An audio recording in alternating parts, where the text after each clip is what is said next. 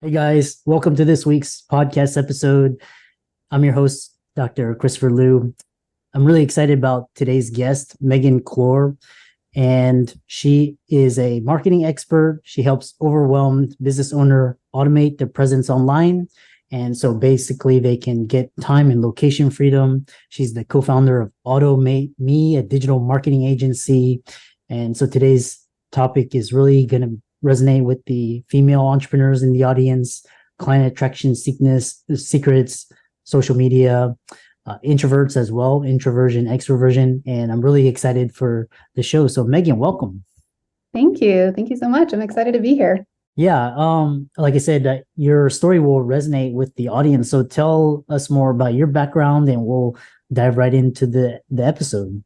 Yeah, absolutely. I started out in the online world, having a bigger vision, wanting to have, the freedom, be able to travel everywhere, all that fun stuff versus being stuck at a specific location. And I started out in the health coaching world.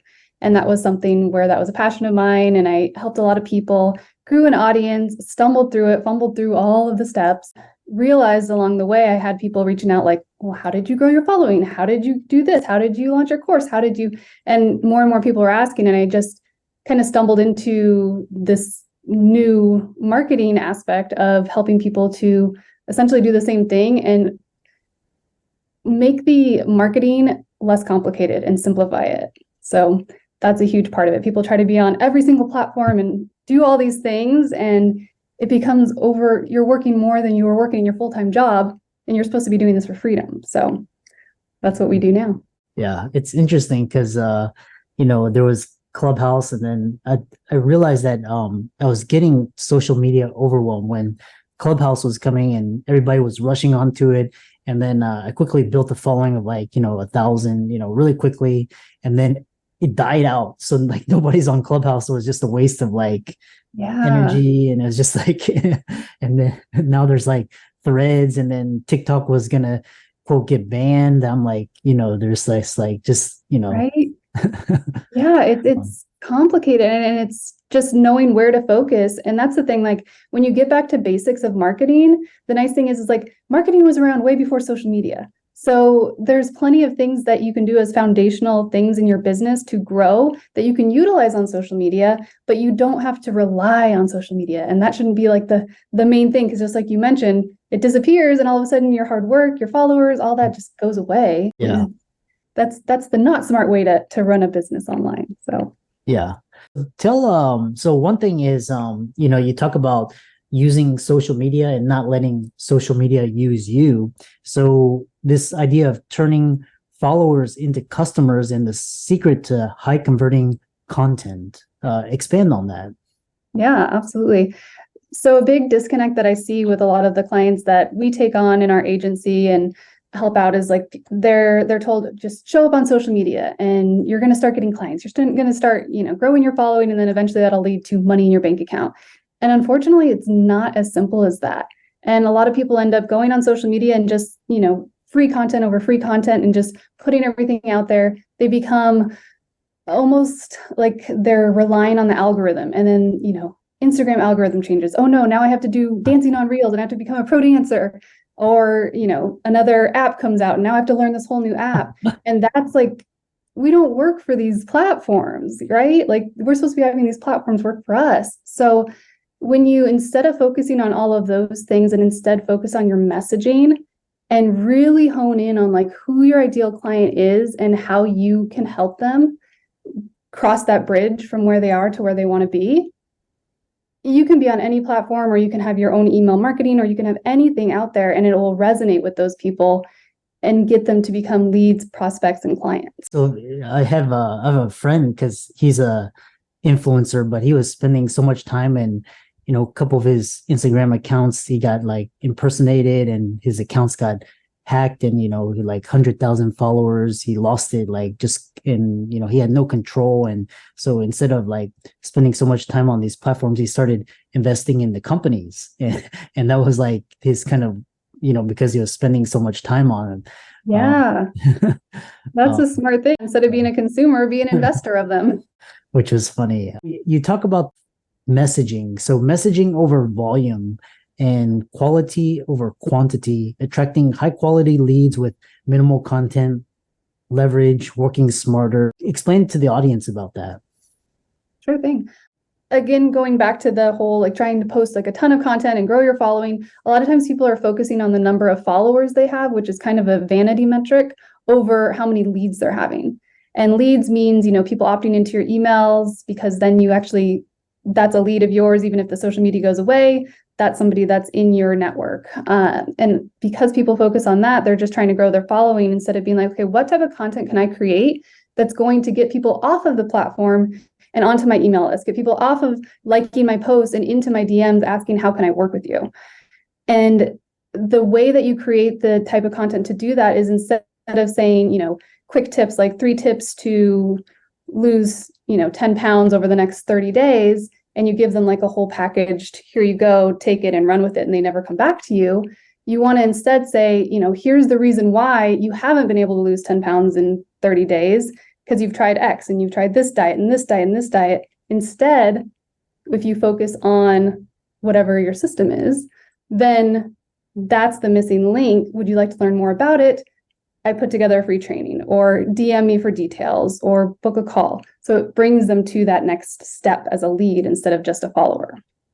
Oh, that's really insightful, because one thing is you talk about what you do is the secret behind creating content that not only gets engagement but also converts the followers into customers, because ultimately you want the sales. You don't want the likes and shares. You want to actually create monetary value out of it. Likes don't grow your bank account.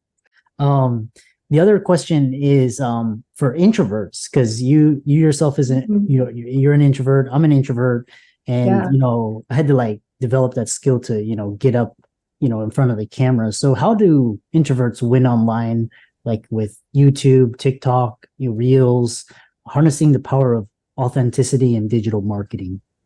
I love that question. Yeah. So fellow introverts, that always like hits my heart most, because I've gone through the struggles. I used to hate being on camera. I was awkward as can be. I hid from I didn't want to be visible online. I tried to avoid it for the longest time. And then obviously, that hurts your bottom line. So instead I got over the fear and I just started showing up and I started practicing. And honestly, just practicing, it's a comfort zone thing. So the more you kind of do something that scares you a little bit, but there's a bigger mission on the other side of it, the easier it is to be like, okay, I'm just going to do this right now. And then you start to get a little bit better. You get more comfortable with it.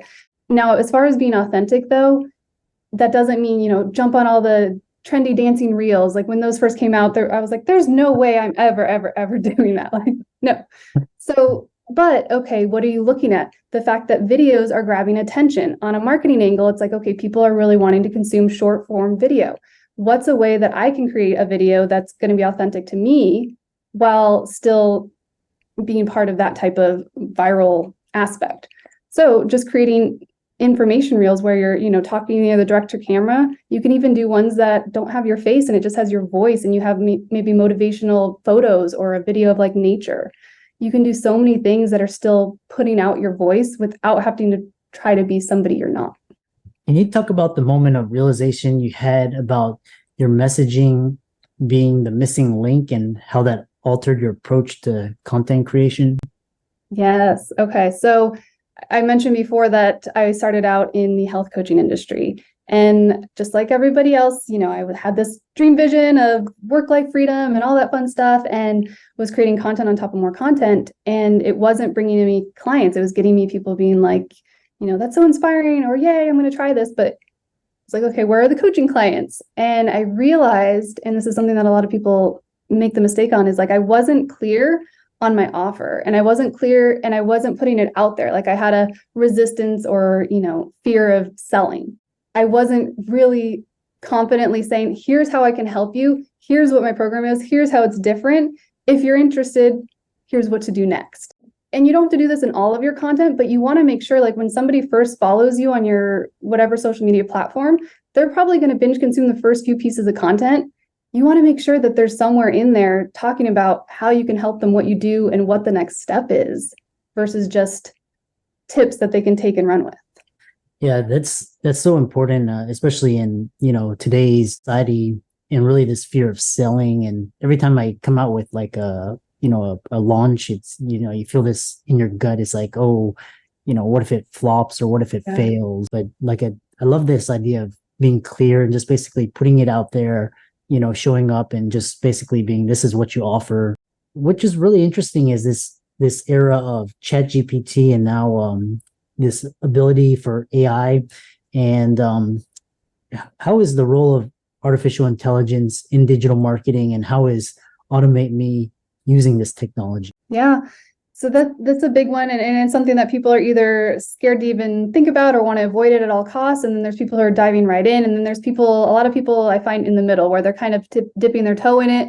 They're like, I think this is going to help, but then it's kind of a little bit in the middle. So that's what I'll talk about most, because that's where we help people. Is if you're already planning to use AI like ChatGPT, for example, on the content creation side, it can absolutely save you a ton of time.